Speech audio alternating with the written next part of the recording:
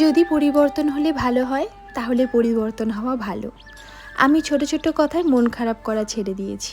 আমার সামনে বা আমার অনুপস্থিতিতে যে যাই বলুক, বলতেই থাকুক, আমি সেইগুলোকে অপমান মনে করা ছেড়ে দিয়েছি।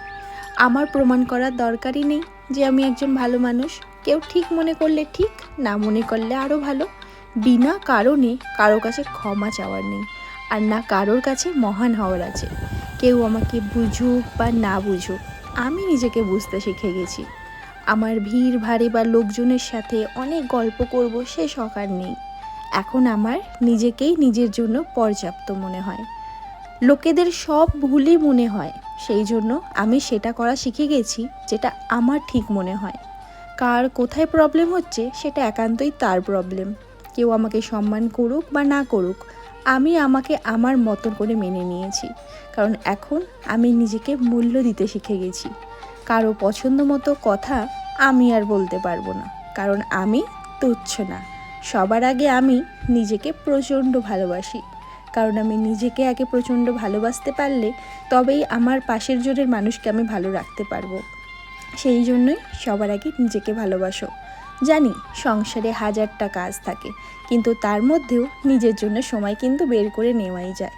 সেই কারণে আমি সংসারের সমস্ত কাজ কমপ্লিট করার পর নিজের জন্য 1 ঘন্টা বেছে রাখি। কখন বলো তো? সারাদিনের পর দুপুরে সব কাজ গুছিয়ে রাখার পর এই সময়টা আমি পাই, কারণ ওমকে এই সময় আমি ঘুম পাড়িয়ে দিই। আর তারপরে রাত্রির বেলায় যখন সবাই শুয়ে পড়ে, ঠিক নিজের জন্য সময়টা বার করে নিই। তো দেখতেই পাচ্ছ আমি এখন অনেকগুলোই কাজ করছি, কারণ ওম এখন পড়তে বসে গেছে।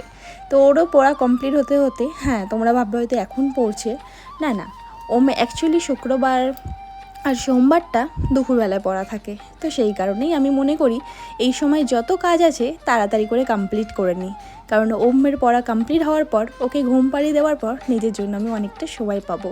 তার মধ্যে দেখো আজকে বাইরে কত সুন্দর ওয়েদারটা হয়ে আছে, বেশ ঠান্ডা ঠান্ডা হাওয়া।